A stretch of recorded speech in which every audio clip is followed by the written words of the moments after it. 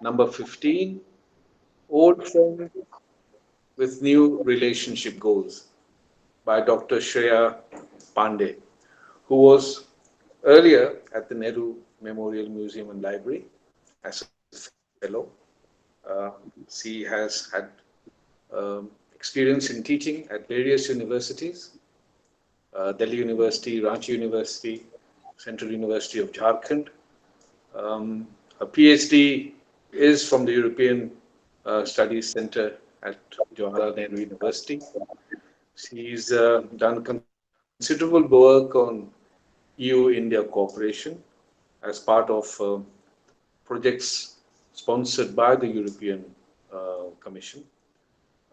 She has written considerably chapters and books and spoken on EU-India um, relationship largely. It's a timely paper because last month, on the 15th of July, EU-India had their 15th summit, and it's a partnership, a growing partnership over the last 6 decades, starting in the early 60s when the European Union was a community, the EEC as it was known. And I think this trajectory has evolved, um, gaining a lot of traction in the 90s as India was opening its trade and economy. There was a lot of political and diplomatic dialogue. And in the 21st century, I think the relationship has gone a notch higher. There's greater traction and what is called strategic partnership. Um, Dr. Pandey, I'm sure, will be looking at these issues, the growing salience, the rising trajectory, also focusing principally on the 15th summit that happened virtually on the 15th of July. There was a cute hashtag floating around when the summit happened. It was called EU India Ek Saath. To throw light on this and much more, um, I request Dr. Pandey to present a paper. Thank you so much, sir. It is indeed a privilege to have Uttam sir as the chair and moderator for this session. Thank you so much for taking time out. I also welcome all the audience who have made it possible to join us in these very troubled and unpredictable times. I shall be talking on EU-India relations. For the uninitiated, I will take just about 7 to 10 minutes to trace the relationship, the trajectory of the EU-India relationship. I think this is important because whenever we have any conference on Indian foreign policy, we are hardly able to get beyond our neighborhood and India Pakistan and India China. What is the European Union? The European Union is considered to be the most developed regional integration project as of now, and it actually came into being as a reaction to the Second World War, as we all know. And the European Coal and Steel Community was formed in 1952. 1957 saw the Treaty of Rome forming the European Economic Community, which is known as the Common Market. And everybody was familiar with the Common Market. 67 showed us a triumvirate of EEC, European Atomic Energy Community, and the Steel and Coal Community. Now, the EC was converted to the European Union very much through the Maastricht Treaty of 1993. And the Lisbon Treaty actually gave legal personality to the European Union in the sense that it could now, like any member nation state, sign international treaties and become part of international organizations, although we know it is a sui generis entity. Uh, then As far as India is concerned, we were very, very keen on developing very conducive relations with the European Economic Community. Prime Minister Nehru, in the Commonwealth Prime Ministers Conference in London, stated that we are interested more in trade rather than aid. So the generalized system of preferences was introduced in 1971, and it was actually a form of concession given to us, but we could not benefit from it because a long list of sensitive items was attached to it. Then came the Commercial Cooperation Agreement of 1974, and it was received by the Indians with a lot of bonhomie, but again, there were no tariff concessions given because we were largely considered to be the responsibility of Britain, which had joined the EEC in 1973, a year ago. Then in 1972, the Joint Declaration of Intent was actually introduced specifically to assist countries like India and in South Asia and Southeast Asia who would have been impacted by the joining of the UK into the EEC. But nothing fruitful actually took place. It really did not happen. And then the Commercial Cooperation Agreement of 1981 was introduced, and here our Prime Minister Morarji Desai took the initiative of going to the EEC and asking for a broad-based agreement. As a result, there was a boost in our exports, and a committee was formed in order to ensure better penetration of Indian goods into the European community. Uh, then the 1980s also saw the establishment of the EC Chambers of Commerce in Mumbai and the India Trade Center in Europe. The EC delegation was created in Delhi in 1982, and the ambassador or the head of the delegation was accredited in 1983. Then in 1990, as we know, the LPG was ushered in. And the EXIM policy was introduced, which was a pithy document, and the quantitative restrictions, which amounted to 94% in the case of agricultural goods and 90% in manufactured goods and services, was actually removed. So India now became extremely attractive to the European Union. Then we also saw the signing of a very important document, the Cooperation on Partnership and Agreement in 90 on Partnership and Development in 1994, and this is considered to be the legal framework of the relationship because it provides for the holding of the EU-India summits. Then 94 saw the release of EU's new Asia strategy, which actually aimed at basically luring India and China, because we were now becoming very attractive destinations for investment.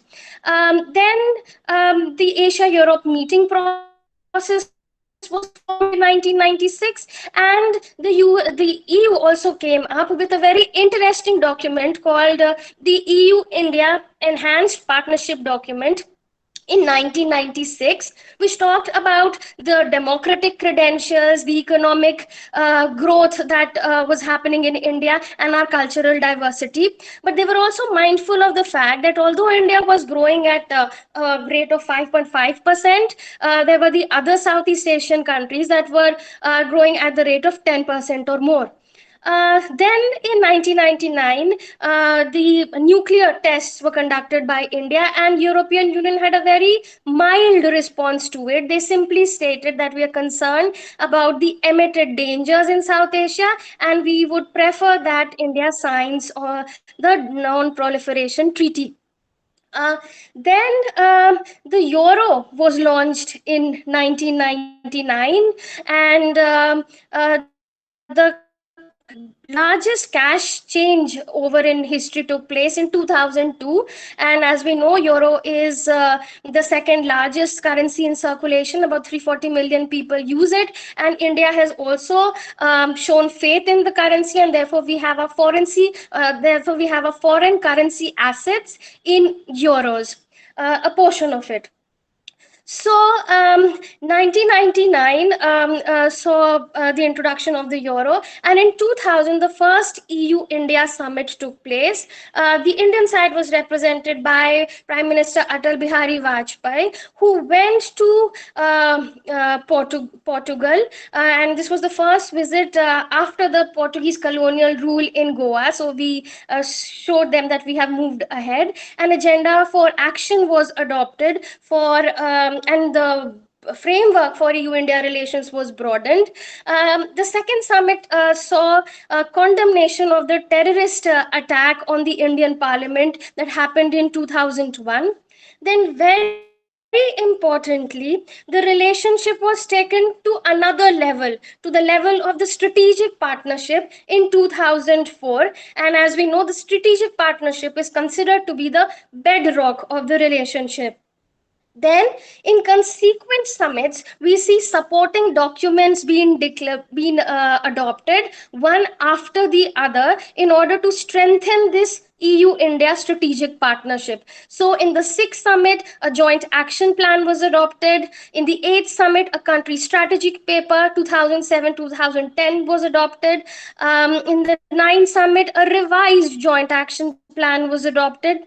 10th summit actually marked the which happened in 2010, marked a decade of EU India symmetry, and it was a milestone in the relationship.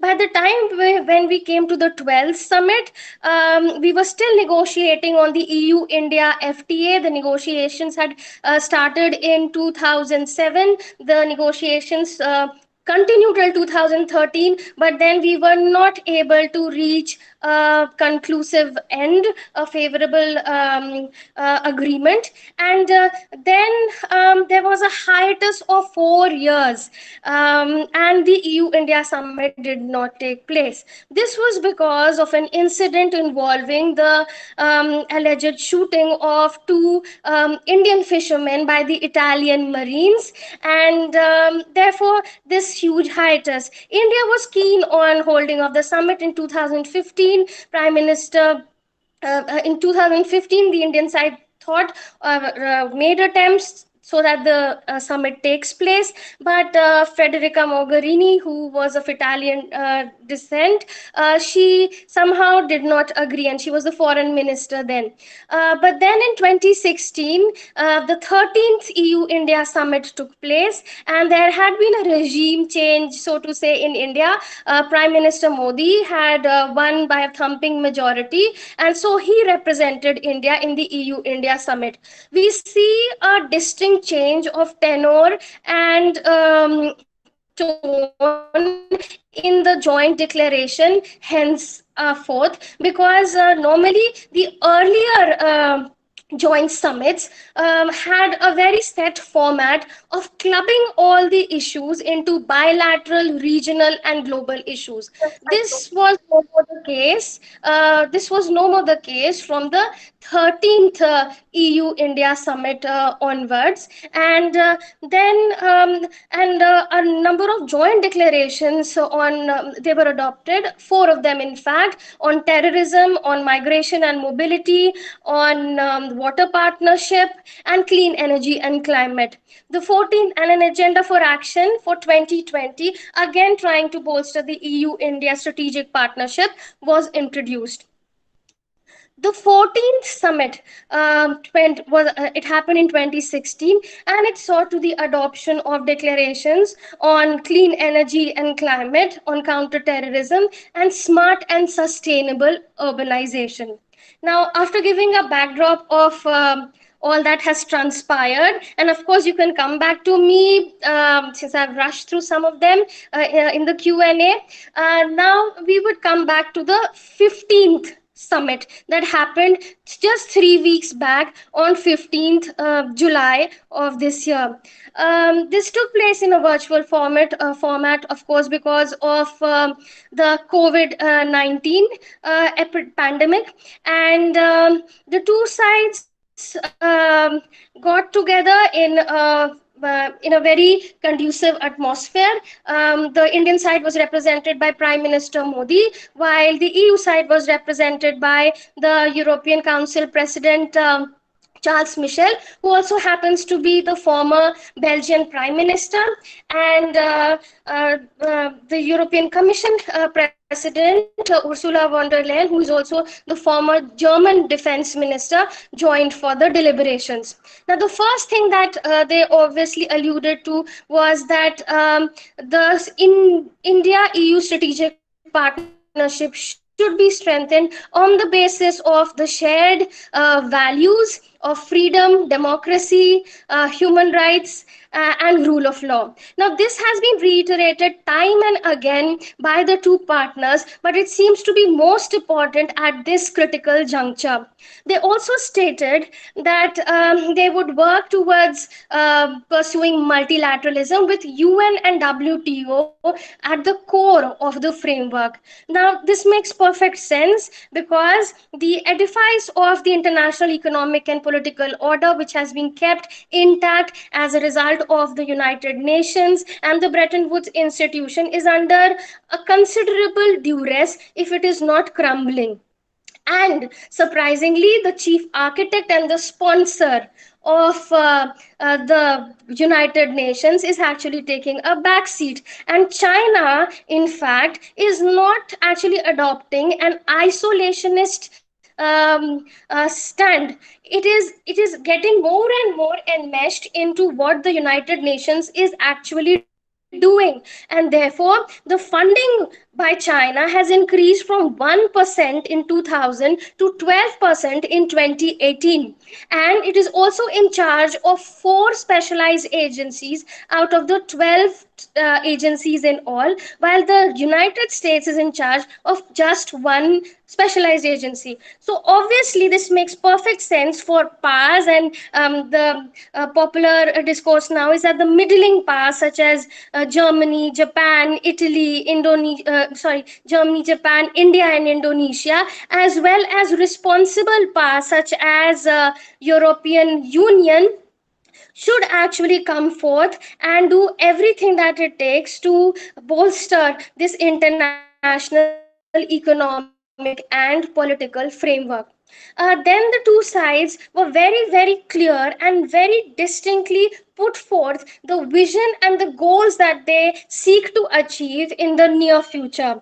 And this is unlike other joint declarations, which are very scattered, very comprehensive, very detailed, and almost overwhelming. So the two partners clearly stated that they want to achieve international peace and security. They want to enhance economic stability. We know the euro area just suffered a 12% decline in GDP, and the other countries as well, such as Spain, 18%, France slid by 13.8%, Italy by 12%, and Germany by 10%. But however, no mention of this doomsday scenario was done while mentioning all of this. They also mentioned that they would like to achieve the inclusive growth as well as sustainable development goals, apart from climate change and environment, and also work on global health response and preparedness. Then the fact that India will be assuming the G20 presidency in 2022 and will also be becoming a non-permanent seat a member in the UNSC in 2022 was also referred to, because India will obviously be very much more visible, and it will play a more diversified role in international politics.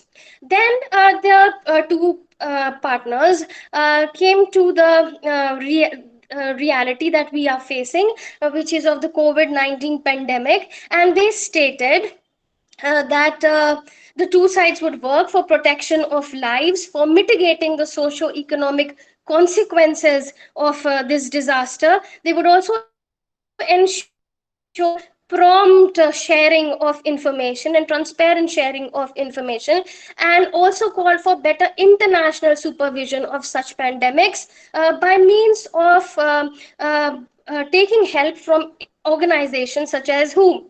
Now, some scholars have stated that who was probably mentioned in order to chide it for the acts of omission and commission that were committed by it in the course of handling the pandemic. But there is also another reason, because Donald Trump has actually threatened to withdraw from the World Health Organization and stop its funding, which does not bode well for global health security. And therefore it is important for partners like India and EU to assert their solidarity, to express their solidarity with such institutions.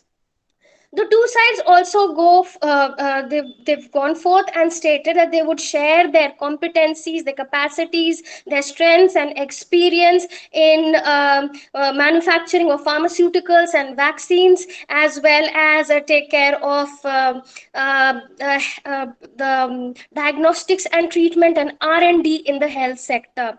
So they clearly want to cooperate on the issue of health and global response to health exigencies as COVID-19. Now, they've also mentioned that they want to ensure the continuous supply of medicines. Now, this obviously has been referred to, taking into account the fact that India is the third largest manufacturer of finished pharmaceuticals. However, we also need to painfully accept the fact that India is dependent for 70% of its active pharmaceutical ingredients on China. And this brings us to the very important issue of supply linkages, the supply chain linkages. And everyone is talking about it because all countries, all nations need to diversify it and be a part of trustworthy supply chain linkages now. And Joseph Borrell, in fact, in this context, stated that it does not make him very happy to note that Europe does not manufacture even a milligram of paracetamol. And therefore, they are seriously looking at developing synergies with partners such as India. The United States has, in fact, come up with a deal with Sanofi of France and GSK of Britain to help them in developing their COVID-19 vaccine, and also to get 100 million doses of this vaccine once it is developed, and there'll be provision of another addition of 500 million doses. So I think India and EU need to come up with something very similar to this. Then the two sides went on to discuss the trade and investment relationship. I would like to give a background to this. The EU is the largest trading partner of India. India happens to be the ninth largest partner of EU. 11% of total of India's external trade happens with the EU, while only 2.3% of EU's trade takes place with India, in comparison to 16 and 15% with USA and China, respectively. So we are really far away as far as utilizing the full potential of the economic relationship is concerned. The mutual trade between EU and India amounts to $115 billion, and it is more or less balanced with 58 billion euros imports and 57 billion euros exports.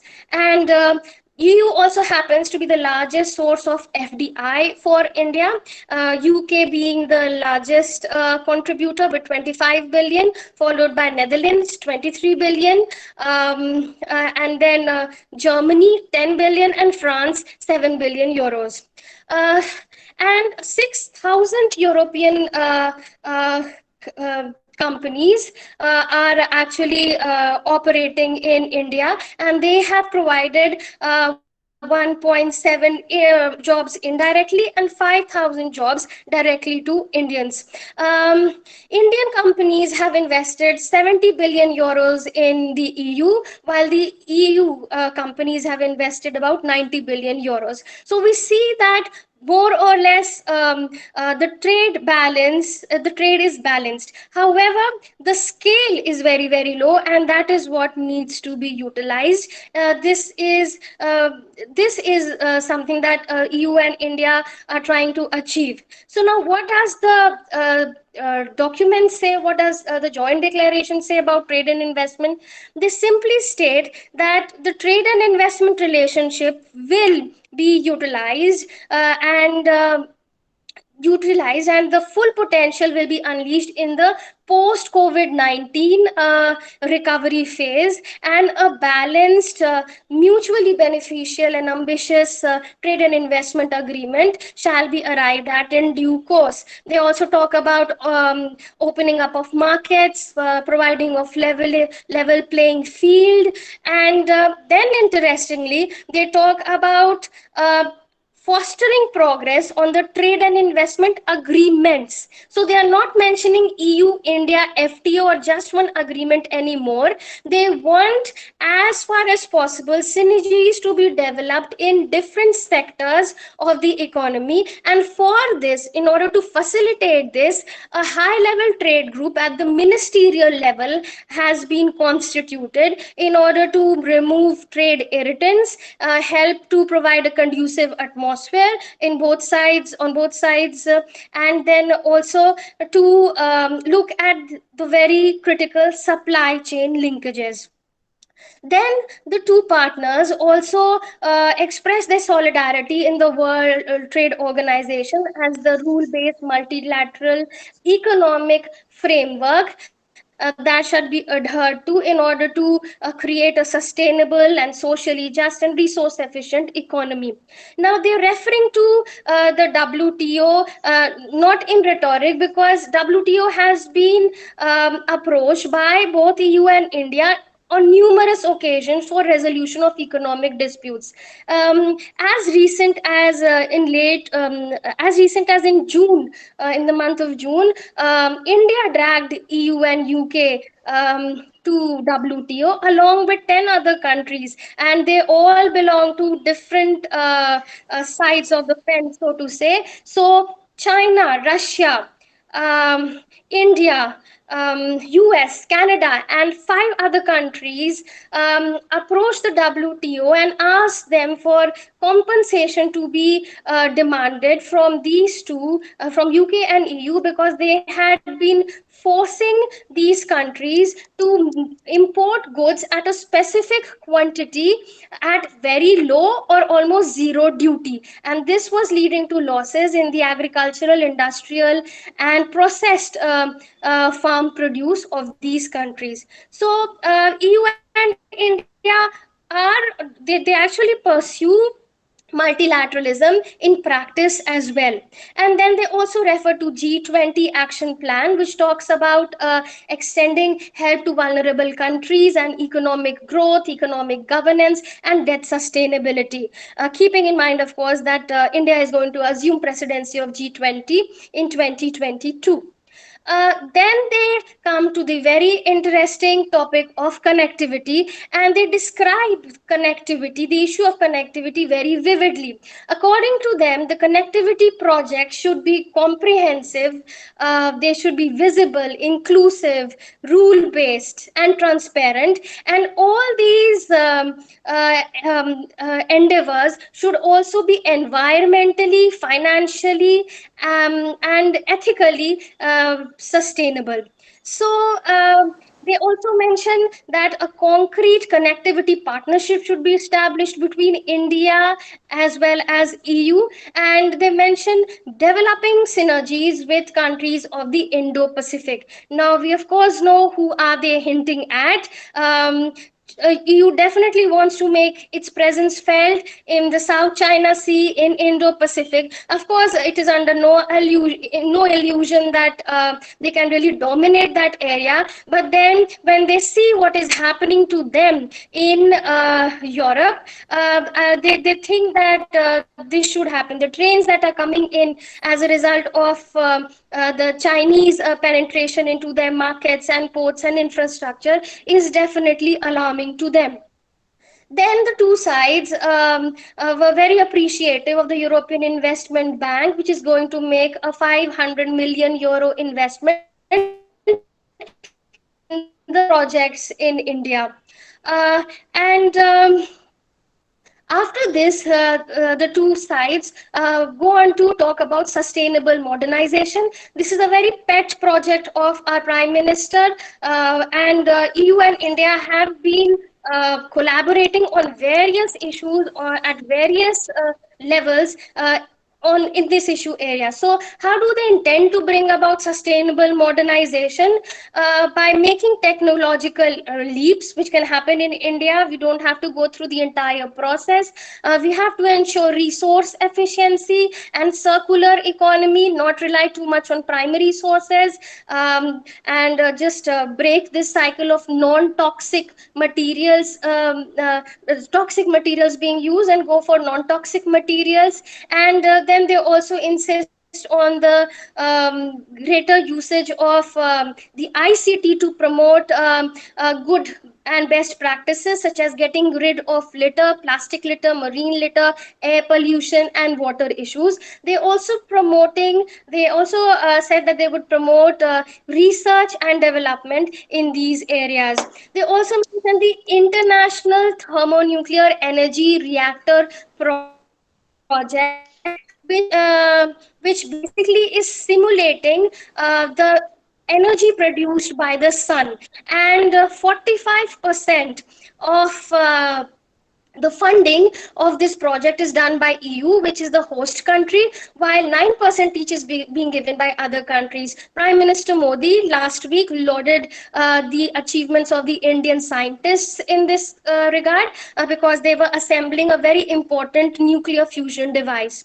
Then the two sides talk about human centric digitalization. This is very, very important, because now the operationalization of international networks is happening through digitization. We have to embrace it, and so the entire world needs to take cognizance of what all is happening in this sector. So the two sides have stated that they would merge their regulatory frameworks in order to ensure safe cross border transfer of data and ensure data privacy and data protection as a result. Now, they clearly want to upgrade their dialogue and cooperation on technology. They've also come together on 5G and AI, artificial intelligence, and companies such as Ericsson and Nokia have expressed their willingness to cooperate with India in this sphere. Of course, this is extremely important, because now nobody wants to go to the through the Huawei route. Huawei is basically so huge that it has $123 billion business, and they are obviously indulging in spying activities. Now, so many countries are giving up on this dependence upon China, and India and EU can definitely make some constructive, they can take certain constructive leaps in this sphere for sure. Then the two sides talk about disarmament, non-proliferation, doing away with, getting rid of terrorism in all its manifestations.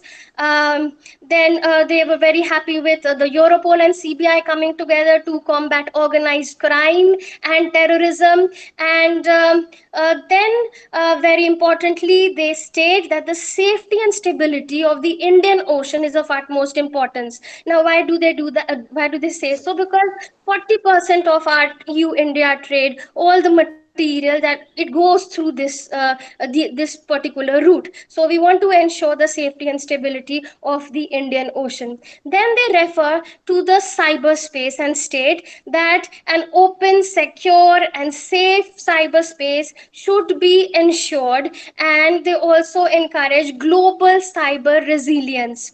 Now, why are they saying this? This is very, very evident again, because of the recent events that have taken place. We just need to look at what has happened in US. The two Chinese intelligence officers have allegedly been caught spying in the COVID-19 research laboratories where the vaccines are being developed. They've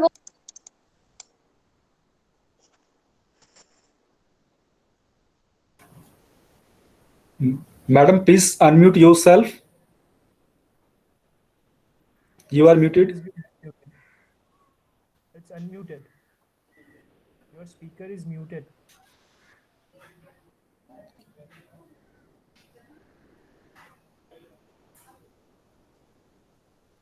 ma'am आप unmute करिए.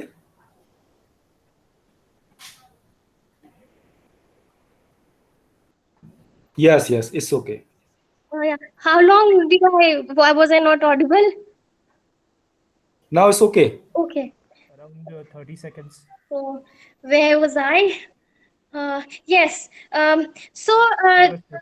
the Chinese consulates in America had actually have actually become they had actually become hotbeds of spying, and cyber security is very important, and therefore a very stringent, stable regime is required to take care of this area. Then the two sides talked about um, uh, they actually talked about migration and streamlining the movement of people from one place to another in accordance with the joint declaration on migration and mobility that has come into force.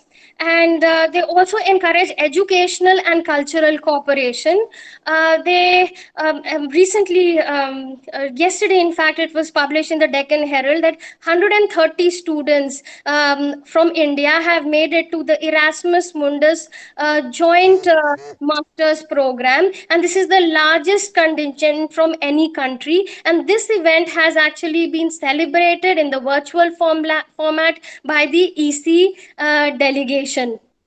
So we see all these issues being taken up, and of course the most pressing issue for many opponents of the government is the issue of human rights. So the two sides stated that they would continue their conversation on the issue of gender equality, women empowerment, and human rights. And they were looking forward to the next session, which was to be held in New Delhi as soon as possible. And they also said that they will take forward this conversation in the international sphere at the forum of the United Nations General Assembly and the United Nations Human Rights Council. So none of the confrontationist issues as such found mention in the joint statement.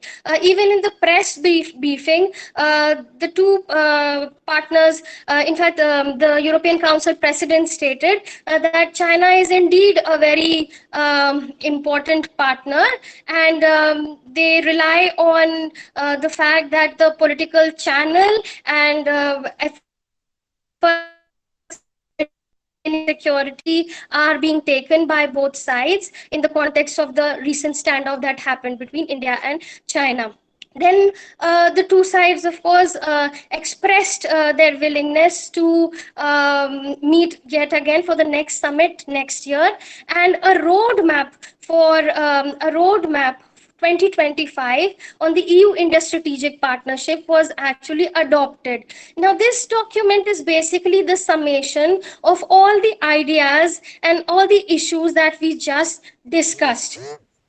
Uh, Now, the thing is that is this summit really unique? Yes, it is indeed unique because it is being held in very unprecedented times, and the two partners have made very timely interventions on acting on very important issues, which are of a lot of concern. And if you look at the international political economy theorization, the liberals actually say that the nation state is no longer important. and as a result of globalization, and they talk about interdependence growing, and the pressure of globalization from above, from international transactions which cannot be stopped, such as telecommunications or environmental degradation, while the pressures from below, which is actually damaging the nation state, are the tribal or the local identities which the people are referring increasingly. Yes, this is very much true, but so is the mercantilist view of thinking. Because what have the mercantilists stated? I would not subscribe to their view so much earlier when I used to teach international political economy, but now their viewpoint actually makes a lot of sense, because what they stated was that what they stated that this is more of the same thing. Globalization is no real process. It is nothing new, and it has in fact strengthened the power of the state, and the state can now maneuver and increase surveillance on its citizens, and can even extract economic surplus more in the form of taxes. And I think this view makes a lot of sense as well. And so does the neo Marxist view. The neo Marxist view basically states that the global economy is thriving, and so is the classical capitalist state. But the former is, of course, a little stronger than the latter. And it is not the nation states, though, that are actually carrying on the international responsibilities. It is the macro regions. So it is mentioned by Robert Cox. He makes this statement that United States takes care of one hemisphere, China takes place of the other in Southeast Asia, and European Union takes care of Europe. So all these macro regions ensure that the consolidated global market functions. But since this is a neo-Marxist view, they also refer to the exploitation of the underprivileged and the developing and undeveloped countries who are not able to get their due as a result of this process. So, I would say that EU and India are very important partners in the international economic and political sphere, and they are very responsible. They do not indulge in any abruptness, or they do not indulge in very instantaneous, irresponsible behavior, such as imposing tariff and engaging in trade wars. And they need to actually pursue a very responsible normative agenda, as we can see that the international system needs a lot of these responsible entities to be vocal about keeping this entire international framework intact. I would like to end by making a reference the famous book "Who Moved My Cheese," where the author John Spencer actually talks about Spencer Johnson talks about change. He states that it is important, and this applies to all the international entities as well. He says that we need to anticipate change, and we also need to adopt and adapt to that change, and then we need to enjoy that change, but we also need to be very much ready for another change to take place. And that is what the international system needs to gear up for.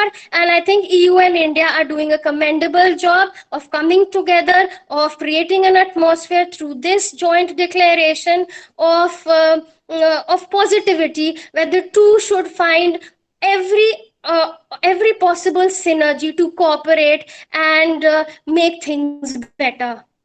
I would like to end my presentation here. Thank you so much. Thank you. Thank you, Dr. Pandey. A very elaborate explanation of the joint statement of the recently concluded EU-India summit.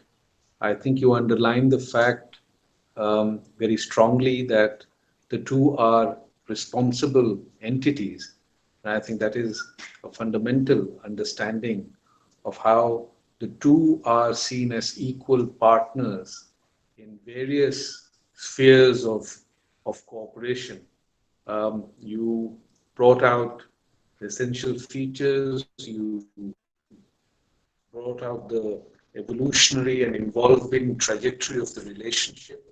I think, in some sense, through the presentation, we or EU India has rediscovered each other as natural partners, and I think that that is clearly emphasized in this EU summit, EU India summit.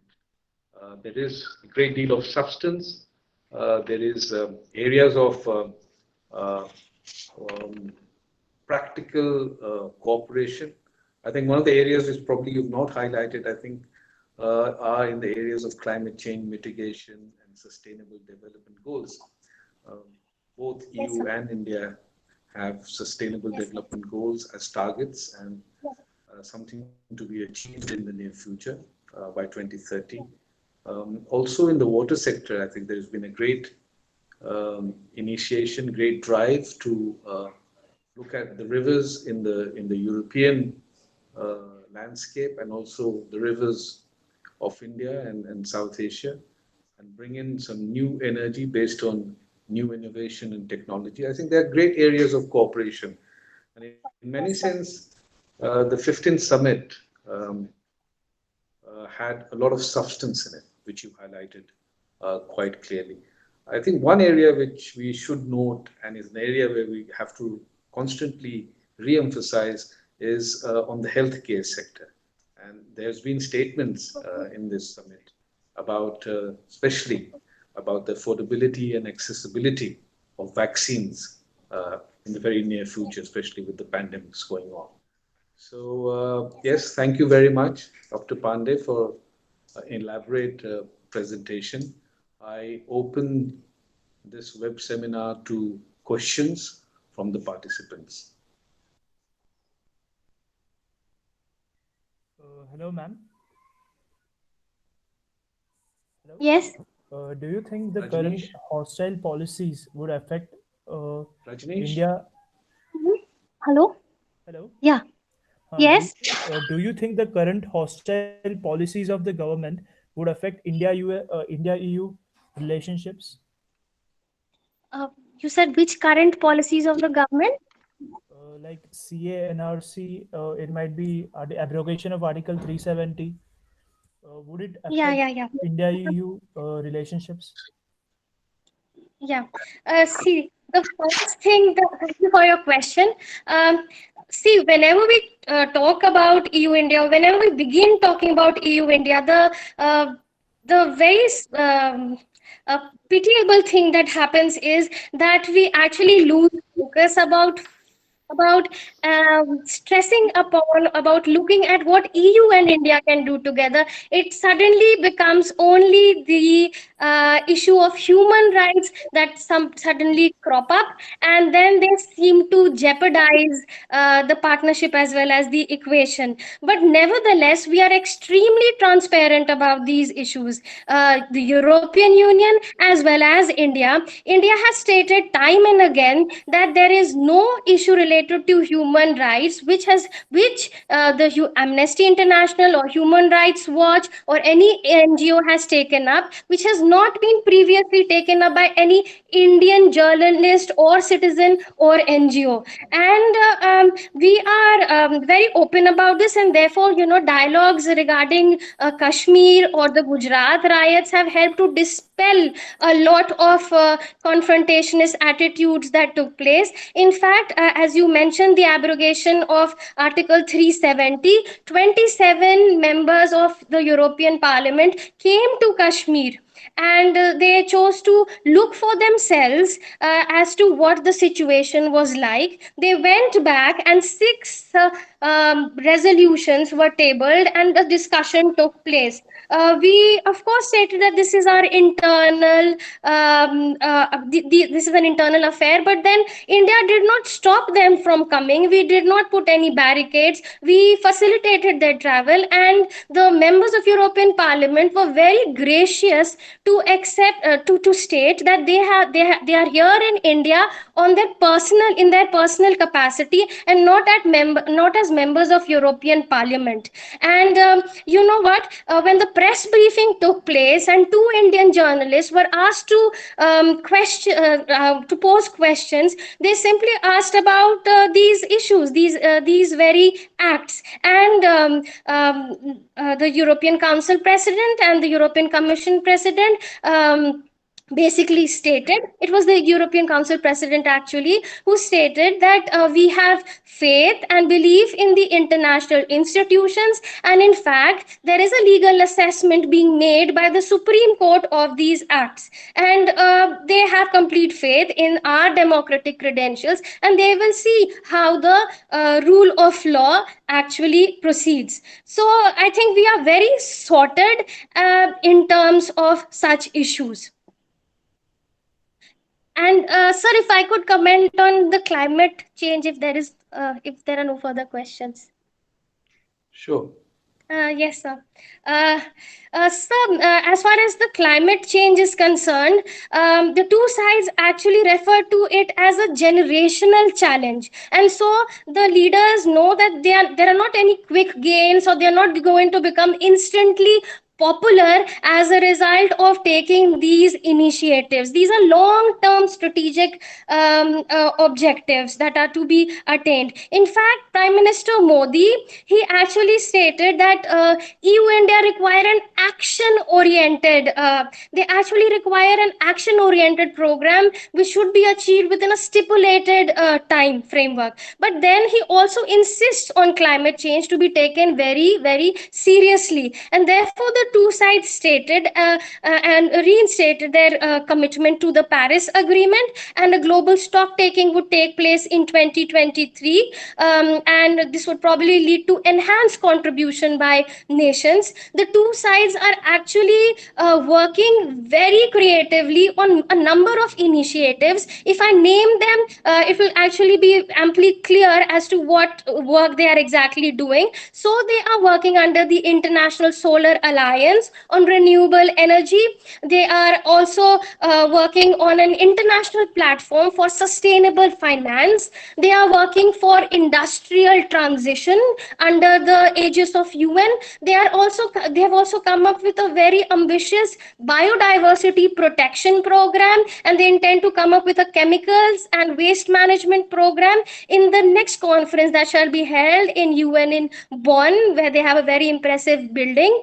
And then of course they also United EU also talked about its Green Deal, where it and also the ambitious greenhouse gas emissions. They actually want to do away with it completely. They want to make it they want to make fossil use completely eradicated. So these are That's the right. issues that actually were discussed, and we should be the Indian Prime Minister, or the India stance was more appreciated, because we obviously know about the raging debate between the developed and developed world about the lifestyle emissions of the West and the survival emissions of the developing countries. But despite that, India has committed itself to the Paris Agreement, and even despite the United States walking off and not agreeing to the Paris Agreement. So this is taken very positively by EU, and India also want to work very seriously on this, and they also appreciate China's role, in fact, in dealing with climate change issues. Okay. Thank you. Are there any further questions?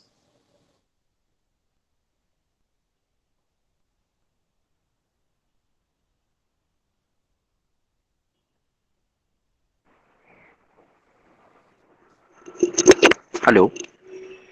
Rajnish, can you organize the questions? Are there any Yes, further yes. questions? Nipendra Anmol is asking. Yes, ma'am. Nipendra Anmol is Very good. asking.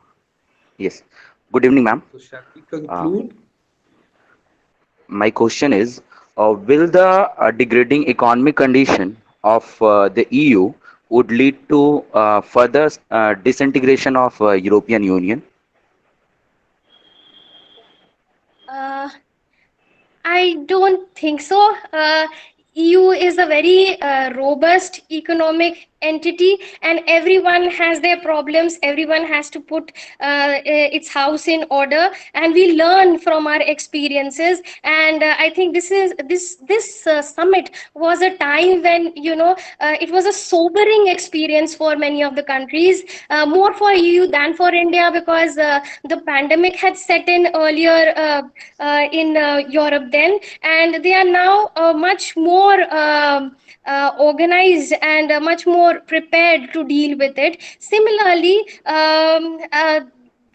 the case for their economic growth, because although I told you that the euro area's GDP has come down by 12% quarter on quarter in 3 months to the month of June, and so have the other economies' rates, but then the unemployment rate, because of the furlough schemes, has not reduced considerably. Besides, they have actually introduced a 750 billion euro budget to help economies recover. So that kind of help, which is being extended, will definitely help bolster the economic condition of the countries. Thank Quite you, ma'am. correct.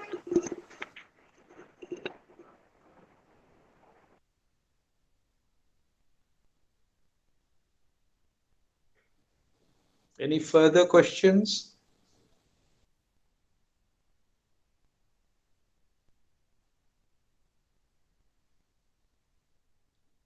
Well, that leaves me then to conclude this web seminar.